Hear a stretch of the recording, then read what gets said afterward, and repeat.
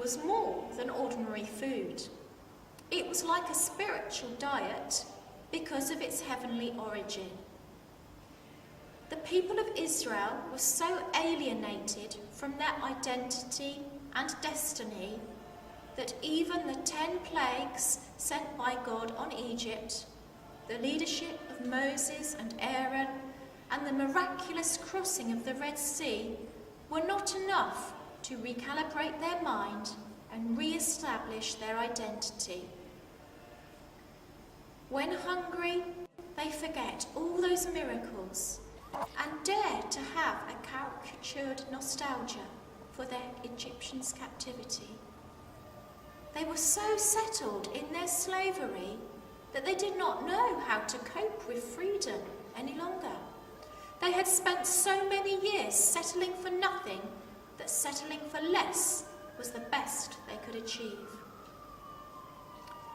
What was God to do in order to break the yoke of their captivity, free them from the psychological wounds of their slavery, and renew their minds towards their destiny? Using manna as a spiritual diet was part of the solution.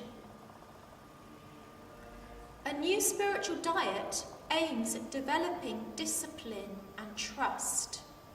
That is why the manna and quails were provided at specific times of the day, and the people not only had to eat at specific times, but they could not store it and had to rely on God's provision daily.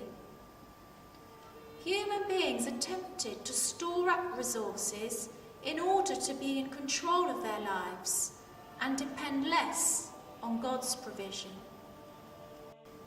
This is precisely why God can limit our provisions and income on purpose, so that we may depend on him daily and be disciplined.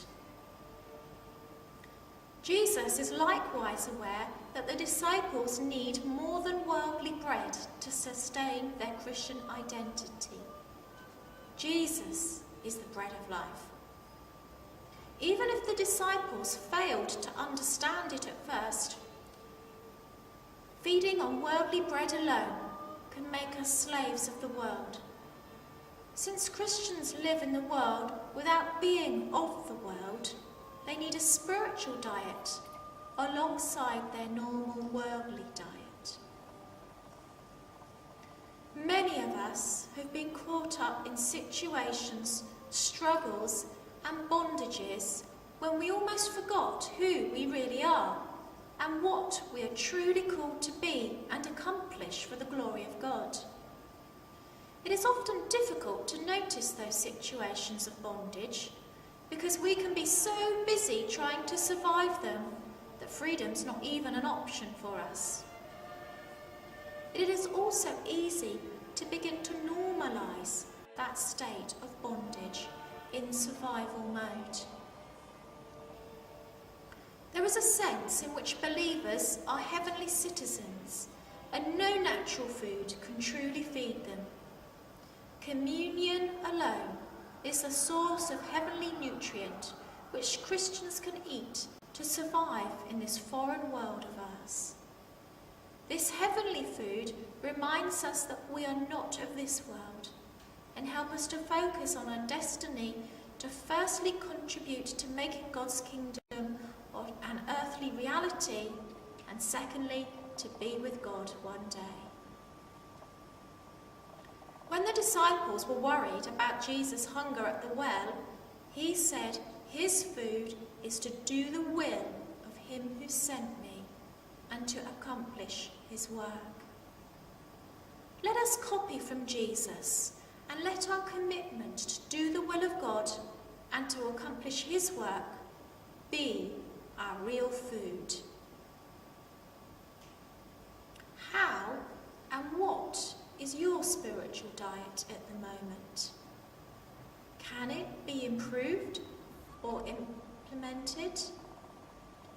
Maybe we've been enslaved for so long that we've forgotten who we really are.